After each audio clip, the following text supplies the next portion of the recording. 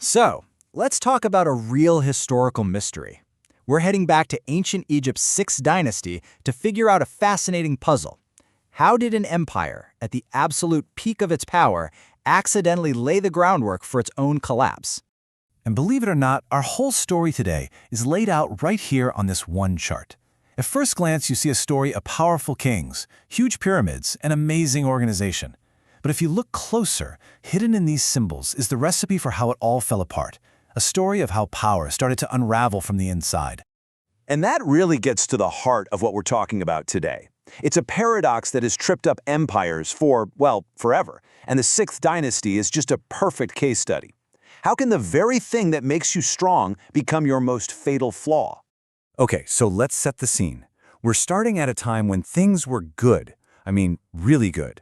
We're in what's known as the Late Old Kingdom, a time when the pharaoh's power seemed unshakable and Egypt was an absolute powerhouse in the ancient world. We're talking a solid 150-plus years here, kicking off around 2345 BCE. You had a whole line of powerful pharaohs, from Teti all the way to the famous Pepi II, and each one seemed to just build on the power of the one before him. And the one thing you really need to get about this era, at least in the beginning, was that the king was everything. This wasn't just a ruler. The pharaoh was seen as the divine center of the entire Egyptian universe. All power, all authority flowed straight from him. So you might be asking, how did they pull this off? How do you project that kind of incredible power? Well, they literally carved it into stone. This empire was built on some masterful branding and a whole lot of religious authority. Think of it like a massive PR campaign. The king's name was everywhere, stamping his divine identity on everything. And this wasn't just symbolic, it was spiritual. You even had these sacred texts, like the pyramid texts, which used to be only for the pharaoh. Well, now they started showing up in the tombs of other officials, spreading that royal and religious influence even further. And at the absolute center of this branding was the cartouche. You've probably seen it. It's basically the royal logo of ancient Egypt.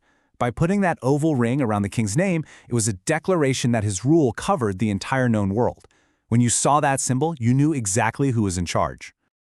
Okay, but logos and branding are one thing. You need the muscle to back it up, right? And the 6th Dynasty had that, big time, thanks to one of the most advanced administrative systems in the ancient world. The structure was, on the surface, super clear. You had the pharaoh at the very top. Right below him were his powerful viziers, kind of like his chief executives, running the whole government from the capital, Memphis. And then, out in the provinces, you had the nomarchs. These were the regional governors. Now pay attention to that last step. Those nomarchs, they're going to be a big deal later on. I mean, this was not some sleepy kingdom. This was a buzzing, active state. There was this huge bureaucracy of scribes keeping track of absolutely everything with official lists and seals. And because they were so organized, they could pull off massive projects, like huge mining expeditions and managing the mind-boggling logistics of moving giant stone blocks up and down the Nile. So, the takeaway here? This was a finely tuned machine. The 6th Dynasty wasn't just saying it was powerful, it was proving it every single day, with incredible efficiency, managing a huge territory and a complex society. And then, something changed. The very thing that made the dynasty so strong, its stability, started to become a problem. A huge shift began, not because of a war or a famine, but because of something much quieter. Just time. If we look back at our chart, you'll see a clue. See that little hourglass icon? Well, that represents the one thing that changed the entire game. A single reign that went on for an incredibly long time. We're talking about a pharaoh named Pepi II. And his reign was, well, insanely long. Some historians think he might have been on the throne for over 90 years. He became king when he was just a little kid and lived to be a very old man. We're talking one of the longest reigns of any monarch in all of human history. Just try to wrap your head around that. 90 years with the same person in charge. You'd think that would be the ultimate instability, right? But it actually had this slow, creeping effect. Over all those decades, the central government in Memphis started to get, well, old and stagnant, right along with its king. And here's the thing about power. When the center starts to crumble, that power doesn't just vanish into thin air. Nope, it starts to move. It flowed away from the pharaoh and out into the provinces. The whole system began to break apart. And this slide lays it out perfectly. On one side, you have the pharaoh's central power, and it's getting weaker. And on the other, the local power of those nomarchs, remember them, is getting stronger and stronger. The authority that used to be held tightly in the capital city was now being picked up by officials out in the provinces.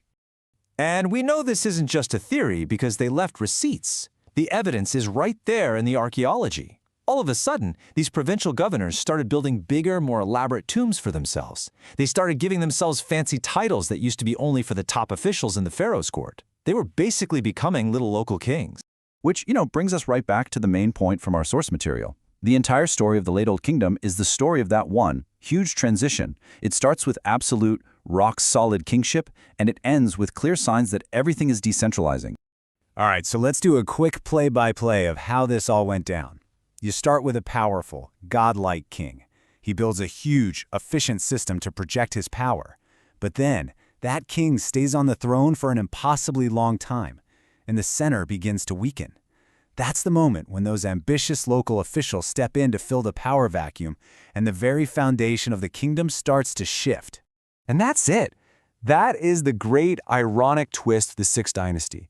Its single greatest strength, the incredible stability that came from strong kings, and one unbelievably long reign, was the very thing that allowed power to break apart and slip away. And this whole story leaves us with a question that's just as relevant today as it was thousands of years ago. The 6th Dynasty shows us that power never really gets destroyed. It just gets redistributed. It really makes you wonder, whenever a long-standing center of power starts to weaken, what or maybe who is waiting to rush in and fill that void?